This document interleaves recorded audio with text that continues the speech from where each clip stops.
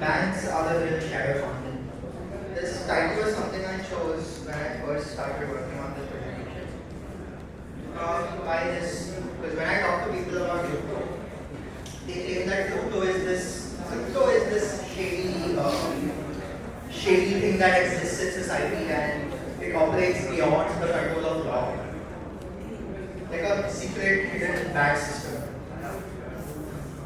But here's what I don't understand. Public blockchains are transparent. You can send and receive assets from everywhere. Obviously, if you lose your tokens, you can't get it back. But nobody can censor you either. So we see that crypto is not hidden. It's not hidden. It just operates permissionlessly. It does not need permission to exist, to grow, to transfer value. It is literally the most transparent financial system that we have right now. And if you're talking about like secret, hidden, shadow economies, like banks are the real shadow economy. And to be fair, there's like the number one complaint about banks. So I'm not saying anything new. Everyone knows this. But I want to talk about something else today. It is that crypto is becoming legal. It is becoming too legal. In fact, governments are championing crypto now. Presidents are launching meme coins. You have Goldman Sachs. You have JP Morgan. You have Citadel getting into crypto. They are embracing crypto. And this is bad because the real shadow economy, which are banks, they are taking over crypto. So banks are the real shadow economy. Now the real topic of my talk, which I want you to think more about, is making banks more like crypto. So how can we make banks more like crypto? I am Siddharth. I am also unemployed.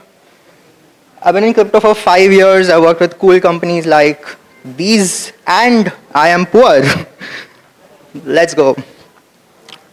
So before I get ahead, I will go through a brief history of crypto, a crash course. So before 2017, crypto was not clearly defined. You had people coming to launch tokens about things that they believed in. They wanted to raise funds. And a lot of scammers. But you also had interesting people like Vitalik, who launched interesting stuff like Ethereum. So this is when the core rails got built. And after on these rails, we had DeFi primitives that came up. So AMMs for trading, lending and borrowing, stablecoins, perpetuals. And you had these cool projects that came up and reached billion-dollar valuations. And on-chain finance became real. Now, this weird period of 2021 to 2024, this is when I joined crypto. It was just getting mainstream. We had a lot of lack of regulations, which is why NFTs were blowing up. Everybody was like, oh, if you have crypto right now, banks are going to come in, institutions are going to come in, and you're going to become very rich because they're going to buy up your crypto. But then Luna crashed, FTX scammed people. But then ETFs also got approved. Institutions did come, the prices did go up. Crypto awkwardly grew up. Now, present day, the president launched a meme coin, governments are buying BTC, things are becoming more legal, poly market is allowed. Crypto has legitimized, but it also feels like crime is legal now. As the industry matures, crypto is turning into what it was trying to replace. It is turning into banks. But should it be more like banks? What are the problems with a bank? What does it mean to be like a bank? You get better UX. It's more legal, like the government allows you to have this finance. It is trustworthy, you trust these brands and these institutions, so you're more comfortable operating with them. But let's take stable coins for example. Stable coins are an extension of the dollar. You have Circle, you have Tether. They're the largest issuers of the USD stable coins. The problem with them is that if the government asks them to ban your account or to freeze your funds, they can do that. So they're not permissionless. They are not giving you the true benefits of crypto. Second, it is an extension of the dollar. The US government keeps printing dollars as and when they like to print it, and then the value of the dollars that people have, it keeps going down. BlackRock coming on chain, which sounds like great news on paper because such a big institution is adopting crypto. But then BlackRock is low-key evil. Like they just care about making money.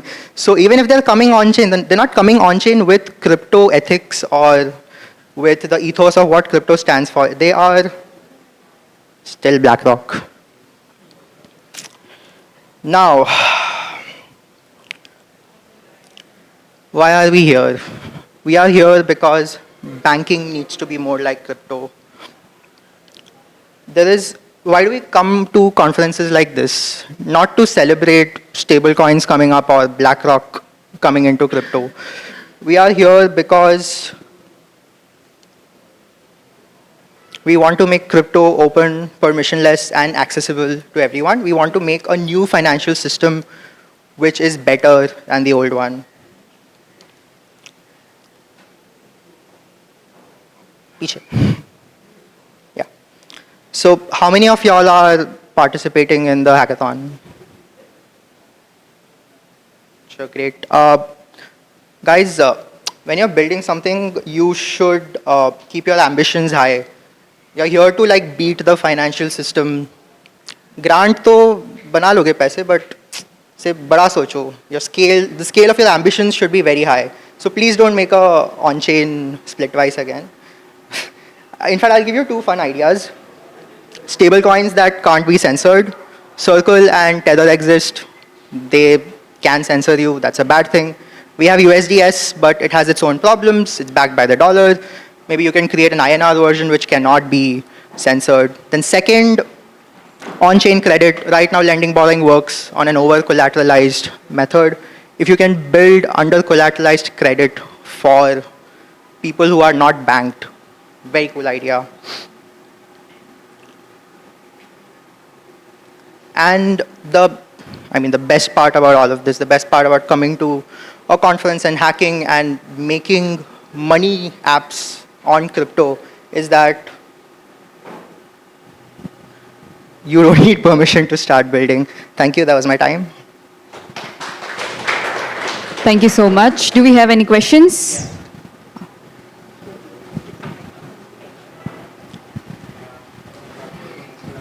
Hi, I'm Keyur. I head finance and treasury for JetKing. JetKing is India's first publicly limited company to adopt Bitcoin standard in. I just have one question about when you said that BlackRock is here for making money. What do you think about, what are your thoughts on making crypto as an underlying asset? And top of that, because US has done it, strategy has been doing it from a very long time now. Meta and other companies in Europe are doing it. What are your thoughts on that? Because I think once we institutionalize this crypto industry into India, we won't be able to change the financial system, banking, because they are not going to replace anything with crypto. It will be money always. So what do you think about that? What do you think, how crypto can be used in markets like strategy did in US? How can we do it in India? See, tokenization and blockchain rails in general are basically a better database to store data about and to transfer asset information. So it's a better backend for finance. So it makes a lot of sense that these institutions and even our institutions want to use them, to adopt them, because it's a cheaper way to operate. But when it comes to using actual crypto in existing systems, they're not very compatible. What me and like the what the ethos of crypto is that can we build a better alternate system which does not necessarily fit into the current system? The goal is to imagine a new system which is fully separate and fully uh, disconnected from the existing one, and also happens to be better, more accessible, more open, does not censor people. That's what strategy did, right? So strategy bought Bitcoin, and then it's a proxy stock basically. You own Bitcoin by owning strategy's equity. So that's how we bring crypto mainstream. Otherwise, I don't think in India, because of the regulatory framework right now, you'll be able to get into Bitcoin, or you'll be able to custody it. It's for us, maybe it's very common knowledge of keeping custody and moving around crypto from wallets to wallets. But for individuals who are very much in their blood, equity is their blood. A lot of people are into share market. So why not? Why not bring crypto into mainstream by making Bitcoin proxy stocks or even Ethereum proxy stocks, making it a treasury? So what are your thoughts? Because Bitcoin, because any crypto in banking other than blockchain technology will not be accepted. Even US has not accepted. So Again, the goal is to not gain acceptance by these institutions or these governments.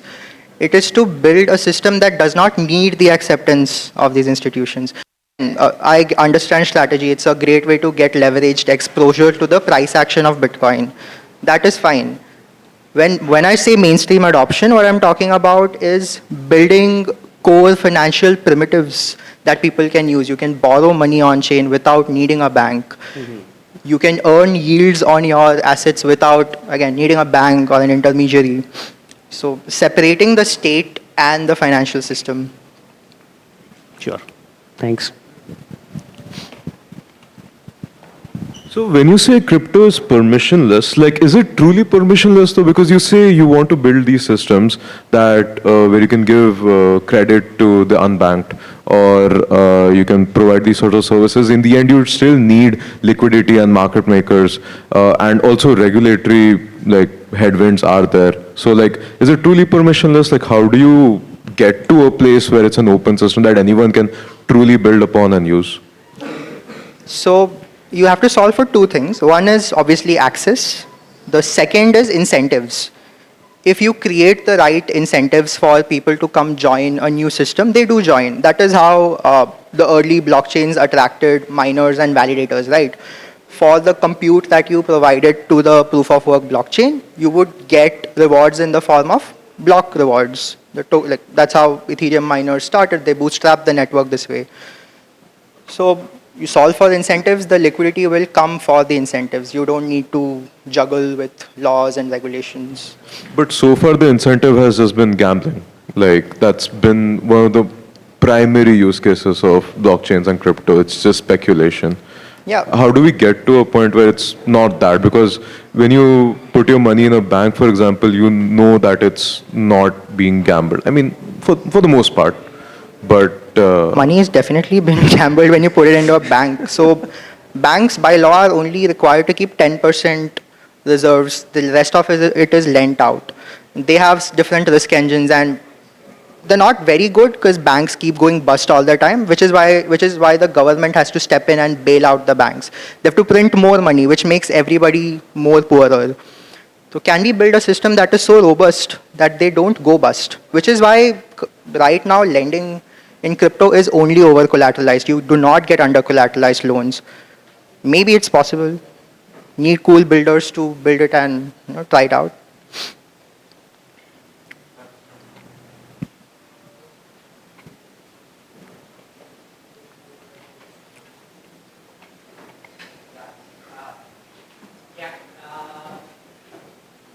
Anyways, I just wanted to say that you got me with the title there. That's a great title. I had one question when you brought up building stable coins, and especially to the devs here. You mentioned that someone should build out the Indian rupee stable coin there, the INR. That'd be great. But do you really think it is practically possible to build something like that, especially at scale? It has not been tried yet, so we don't know. Probably the first few versions of it would break. To expect in terms of emergent user behaviors. So it'll be a work in progress that breaks and we fix it, it breaks again, we fix it, and we get to a point where it starts working properly, and that is when it attracts liquidity and utility. I just wanted to expand a little bit on that. Like, I'm just saying because of regulatory frameworks here in India, as well as like, I think I've heard a few startups that have tried building the INR stablecoin, but I haven't really seen any liquidity pools across like crypto hubs and funds, generally speaking. Do you think someone, like, I'm sure someone can build it technically, but do you think we can build a distribution model in India in the current framework that we have here? Within the purviews of the current regulations, no, but I may or may not be asking you all to think beyond the purviews of the regulation. No, thanks. I just wanted to pick your brain a little bit on that.